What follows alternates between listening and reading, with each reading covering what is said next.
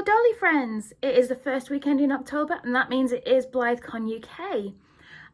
This year we're in York and I'm just getting ready to go, and I thought that I could vlog the experience and take you all with me. So yeah, please excuse me doing a sort of like weird get ready with me video. So where we're staying is a little Airbnb. There's two of them. They're called the Trembling Madness Apartments. This one, which is known as the Haunted Chamber. We have a lovely 4-poster bed that me and the Woo slept in last night, and it is allegedly very haunted.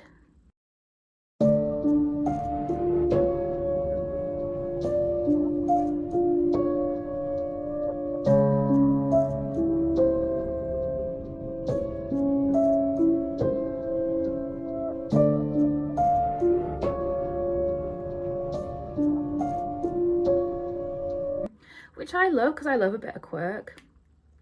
So this year Blythecon UK is in York, the beautiful and historic city of York. So I'm going to be spending some of today doing a little bit more of the touristy stuff, as well as Blythecon obviously. And like, York's a really nice city to look around anyway, and it's perfect for dolly pictures, so I'm going to be doing a whole lot of that today. So there's a little bit of controversy this year with Blythecon. Basically, there was a little bit of miscommunication between the venue and the organisers of Blythecon, which means that the tickets have exceeded the number of people that can be in the building due to fire regulations. So obviously some people are kind of upset about this, and the organisers have said that there may be up to 20 people that may end up having to queue outside and wait till someone leaves before they can come in. And the organisers have said that the busiest times of day are at the very beginning when the doors first open, and at the very end when we have the raffle. So for the raffle at the end, we can open up the building and I'll just sort of be there and hopefully navigate it that way. But for the rest of Blythecon, the organisers have asked if people can try and stagger what time they turn up, to help minimise the possibility of people having to queue outside.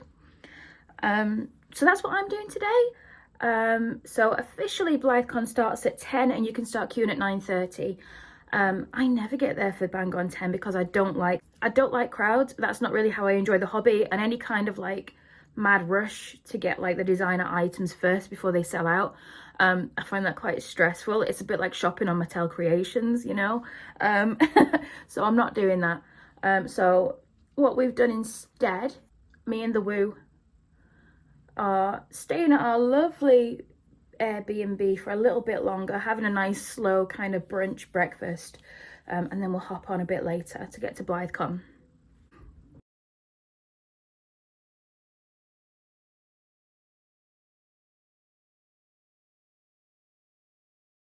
So the Woo is with me again this year. For those of you that don't know, the Woo is my kid.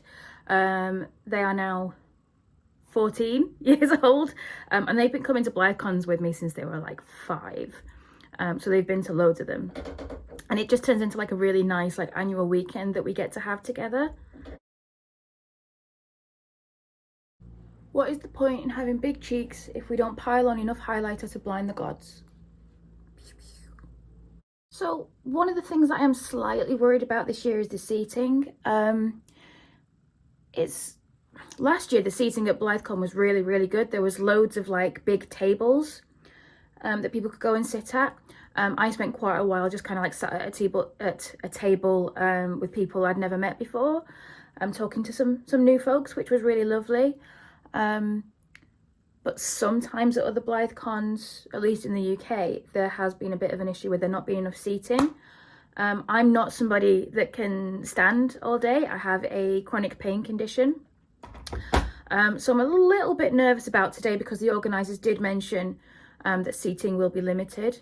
So I have brought my trusty walking stick just in case I need it. But you know, hopefully it'll I'm okay if I can sit down in short spaces of time. So hopefully there will be, you know, opportunity for me to kind of get off my knees a little bit now and then. but I might struggle a bit and need to leave at some point if seating is really limited, or if a lot of people do that thing where you have like a big group of friends and then one of them sits with everyone else's bags while everyone else is off shopping, so they kind of like have the table reserved all day. That's a cool thing that people do. So yeah, I mean, it'll probably be fine. If it's not fine and the pain starts to kick in, I can always kind of leave for a little while and go to a coffee shop or something. York is allegedly one of the most haunted cities in England. Anywhere that's old seems to have a load of ghost stories anyway. But there are loads of like ghost tours and things in York, and I hear a lot of them are quite good. But I thought after a long day at Blythecon, I might struggle a little bit with a walking ghost tour, so I found one that's on a bus that I'm going to be going on tonight. I'm hoping there might be a couple of other Blythe people there that we can say hi to, but we shall see. And it's like the kind of like very like live theatre-y, like people in costumes kind of thing, which I love because I'm silly.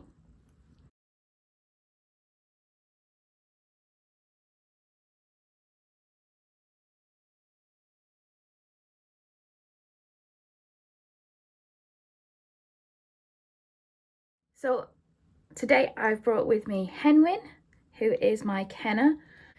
The Kenners were clearly made to be children's toys, and I do find them slightly more robust than the later collector's Blythes. So Henwin's coming with me today. I decided to bring just one Blythe this time. Actually, I originally decided to bring just one doll with me this time. But then at the last minute, like, Emerald Witch hopped into my bag. She's not even a Blythe and it's Blythecon, but like, I'm really feeling her at the moment. I just think her colours are so beautiful. So I'm bringing Henwin, and she is, I believe this dress is Sleep Forever, I think. But it is one of my favourites, and I love it with this little beret. And generally speaking, I find that if I'm taking a Blythe out in public, a hat helps keep the hair in check a little bit. Same as my hair. And as always, the Woo has brought... Oh no, she gotta get out. Macaron. Macaron is a Tokisi bunny, which who can wear midi Blythe size clothes. So we usually find a little something for Macaron at Blythecon as well.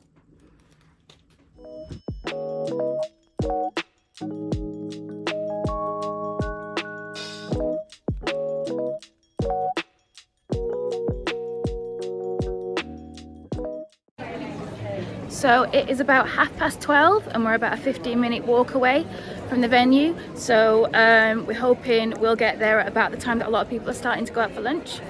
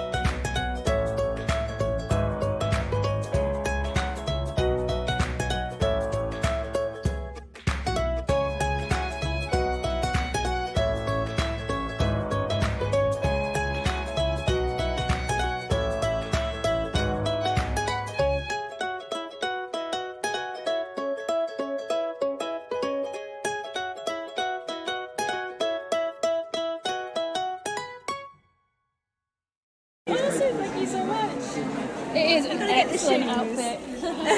Okay, are they matching? Yeah. They are absolutely perfectly matching shoes. Beautiful.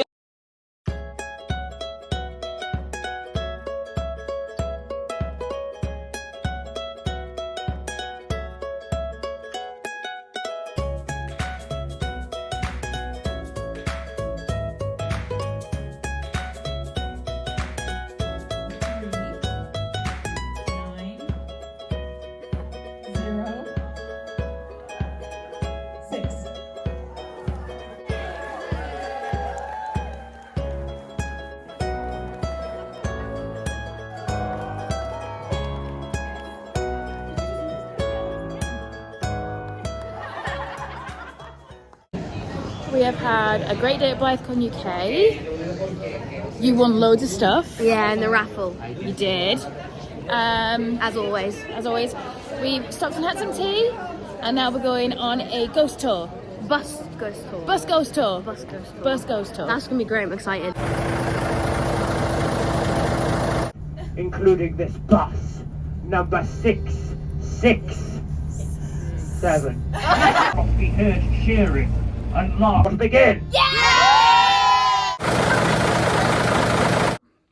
We are now back at the Haunted Chamber after an extremely long but very full and very fun day.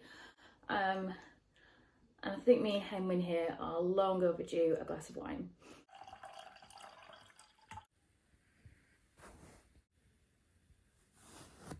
Hello Dolly friends, so I am back home again. I have had a lovely weekend at Blythecon UK and in York. I did try and capture quite a bit of the event, but as always I am a chronic camera shaker, so apologies if the videos I took at Blythecon are quite blurry. I met friends I've known for a very long time, and I met plenty of new friends I've never spoken to before, and lots of friends that I recognize through Instagram. It's such a weird thing with Blythecon is that there's always some people that you recognize because you recognize the doll and not the person. In terms of how the day went off in the end, I know as I mentioned earlier, there was some concern about there being too many people for the fire regulations for the building. It ended up being a total non-issue. It was completely fine. I did turn up at about 1:45, I think, by the time we'd ambled around York and got there for a while. I didn't have to queue at all. I went straight in. I spoke to other people that had been there since the beginning of the day, and it was all fine. There was nobody being moved outside or anything like that. Seating was limited, but I managed, you know. You can't always manage to get a whole table to yourself, but I, have no problem asking someone if I could sit by them.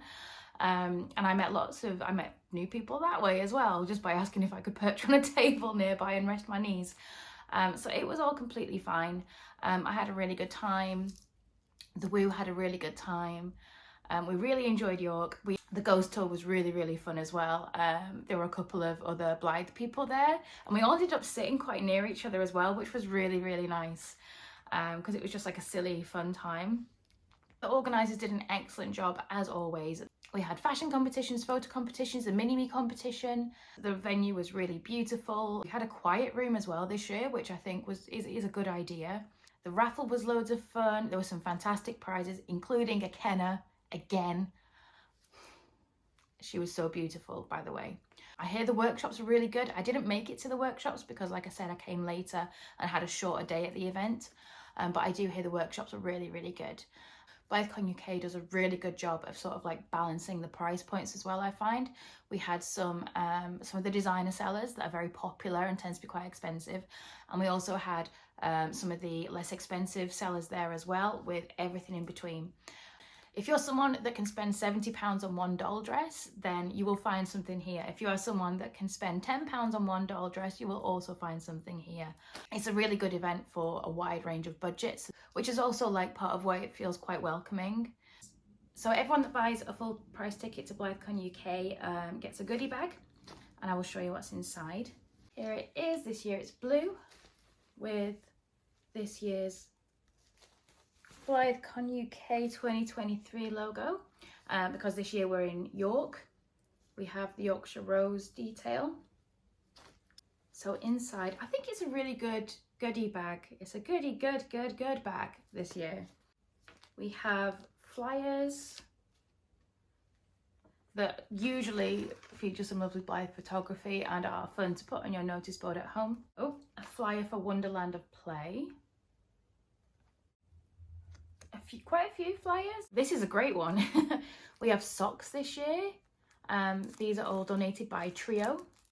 This is by Beth Ramsden. If you're into Blythe dolls, you might already follow Beth on YouTube.